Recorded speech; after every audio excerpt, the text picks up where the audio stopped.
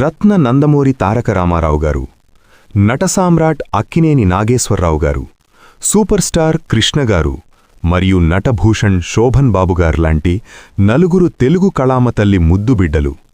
టాలీవుడ్ 4 స్తంభాలుగా పిలువబడే నలుగురి స్టార్ హీరోలతో ఒక్కొక్క సినిమా తీసిన ఘనత డైరెక్టర్ ఎంఎస్ గోపీనాథ్ గారు అక్కినేని నాగేశ్వరరావు గారితో చేసిన సినిమా మహాత్ముడు. అక్కినేని కెరియర్లో ఒక సాంఘిక నాటకం. మహాత్ముడు సినిమాలో అక్కినేని నాగేశ్వరరావు, శారద ప్రధాన పాత్రల్లో నటించారు. శారదగారు అప్పటికే ఊర్వశీ అవార్డు గ్రహీతగా, సహజనటిగా పేరు తెచ్చుకున్నారు. వీరిద్దరి మధ్య వచ్చే సన్నివేశాలు సెంటిమెంట్తో కూడుకొని ఉంటాయి. ఈ చిత్రాన్ని కూడా మీరు ముందు ప్రస్తావించిన రాముణ్ణి మించిన రాముడు చిత్రదర్శకుడు ఎంఎస్ గోపీనాథ్ గారే తెరకెక్కించారు. ఆయన ఈ సినిమాను స్వీయ దర్శకత్వంలో రాజేశ్వరీ చిత్ర బ్యానర్పై నిర్మించారు. తాతినేని చలపతిరావు సంగీతం అందించారు. ఇందులో ముఖ్యంగా ఎన్నాళ్ళో వేచిన ఉదయం, ఎదురయ్యింది మరియు నేర్చిన చిన్నది వంటి పాటలున్నాయి. అక్కినేని నాగేశ్వరరావు గారు ఈ సినిమాలో సమాజంలో మంచికి, మానవత్వానికి విలువ ఇచ్చే ఒక వ్యక్తి. మహాత్ముడు కథగా ఇది రూపొందింది. ఈ చిత్రం బాక్సాఫీస్ వద్ద ఆశించిన స్థాయిలో ఆకట్టుకోలేదు. కథలో కొత్తదనం లేకపోవడం, కథనం నెమ్మదిగా సాగడం వంటి కారణాల వల్ల ప్రేక్షకులు ఈ చిత్రాన్ని ఆదరించలేదు. భారీ అంచనాల మధ్య విడుదలైనప్పటికీ కమర్షియల్ హంగులు లేకపోవడంతో నిరాశపరిచింది. 1976లో అక్కినేని నాగేశ్వరరావు నటించిన సినిమా సెక్రటరీ అఖండ విజయం సాధించింది. ఆ సినిమా విజయం ముందు మహాత్ముడు సినిమా ప్రభావం పూర్తిగా మసకబారిపోయింది. నటరత్న నందమూరి తారక రామారావు గారితో రాముణ్ణి మించిన రాముడు చిత్రం.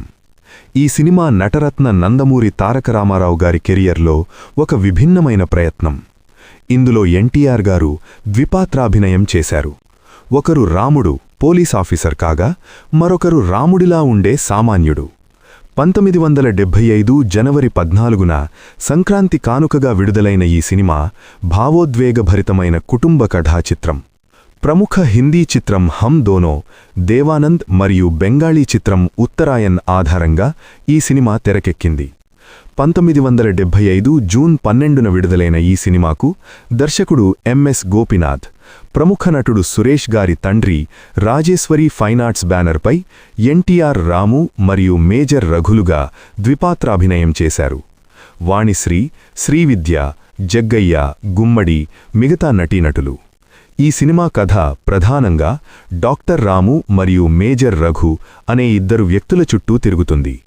రాము ఒక నిజాయితీగల ప్రభుత్వ డాక్టర్. అతను ధనవంతుడైన రాయుడ ప్రభాకర్ రెడ్డి కుమార్తె వాణిశ్రీని ప్రేమిస్తాడు. అంతస్తుల భేదం కారణంగా రాయుడు రాముని అవమానిస్తాడు.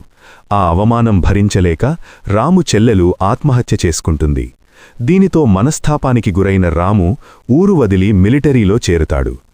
ఆర్మీలో రాముకి అచ్చం తనలాగే ఉండే మేజర్ రఘు, ఎన్టీఆర్ రెండవ పాత్ర, పరిచయమవుతాడు. యుద్ధంలో రఘు తీవ్రంగా గాయపడి తాను చనిపోతున్నానని భావించి తన వృద్ధ తల్లిని ఎస్ వరలక్ష్మిని మరియు కుటుంబాన్ని చూసుకునే బాధ్యతను రాముకి అప్పగిస్తాడు. రఘుకి ఇచ్చిన మాట ప్రకారం రాము మేజర్ రఘుగా వారి ఇంటికి వెళతాడు. అక్కడ రఘు భార్య మరెవరో కాదు, తన మాజీ ప్రియురాలు లక్ష్మి అని తెలుసుకొని రాము షాక్ అవుతాడు. తండ్రి బలవంతం మీద లక్ష్మి రఘుని పెళ్లి చేసుకుని ఉంటుంది. రాము ఆ ఇంట్లో రఘుగా నటిస్తూనే లక్ష్మికి దూరంగా ఉంటూ ఆమె పాతివ్రత్యాన్ని కాపాడతాడు. ఈ క్రమంలో రాము మానసిక సంఘర్షణ ఈ కథలో ప్రధానాంశం. దర్శకుడు ఎంఎస్ గోపీనాథ్ ఈ చిత్రాన్ని సెంటిమెంట్ మరియు డ్రామా ప్రధానంగా నడిపించారు. ఇందులో ఎన్టీఆర్ 2 విభిన్న పాత్రల్లో కనిపిస్తారు. ఒకరు శాంత స్వభావుడైన డాక్టర్ రాము, మరొకరు గంభీరమైన మేజర్ రఘు.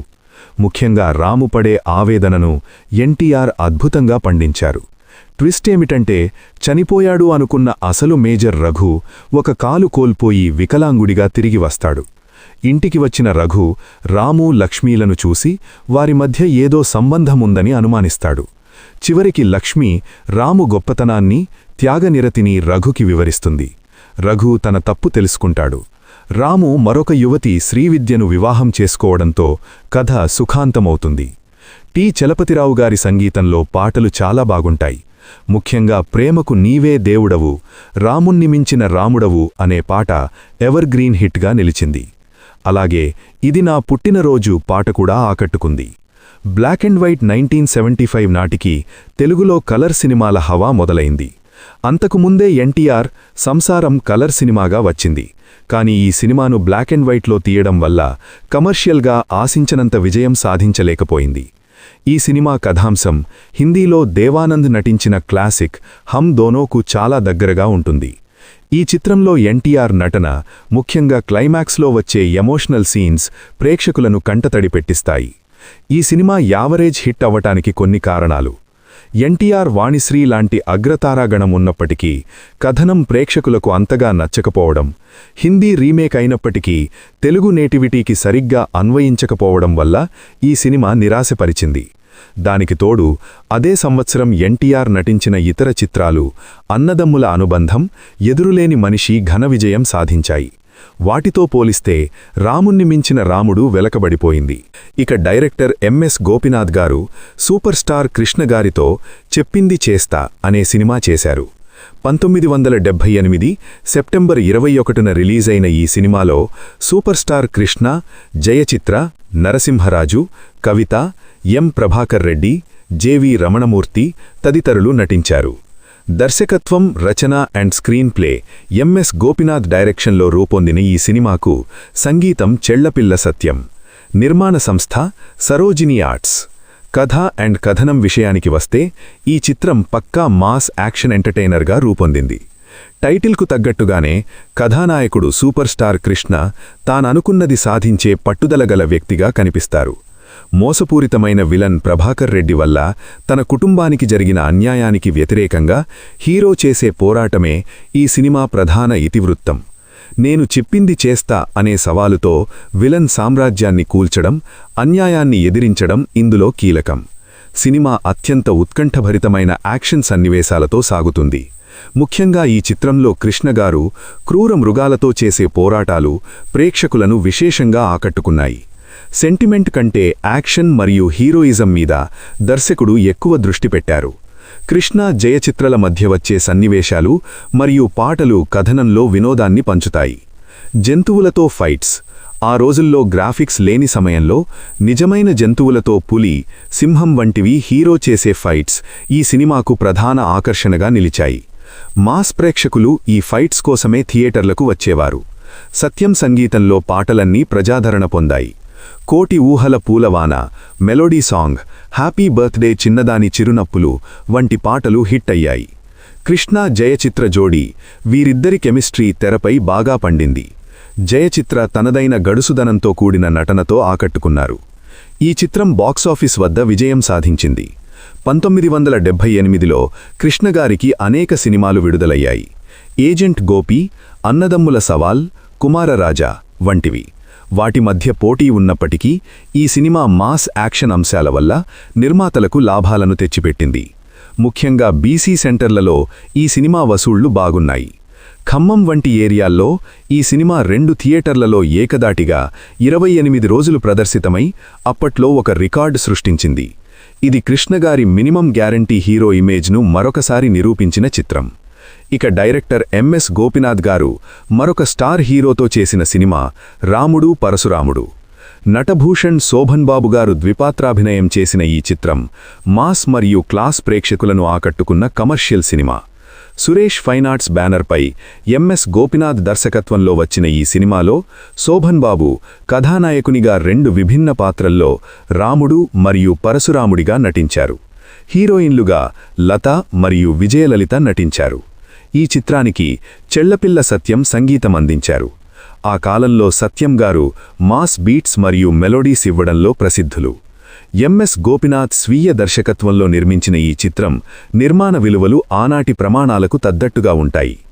ఈ సినిమా కథ ప్రధానంగా రాముడు మరియు పరశురాముడు అనే 2 వ్యక్తుల చుట్టూ తిరుగుతుంది. ఇదొక యాక్షన్ డ్రామా. టైటిల్ సూచించినట్లుగానే ఇందులో ఒక శోభన్ బాబు, రాముడు.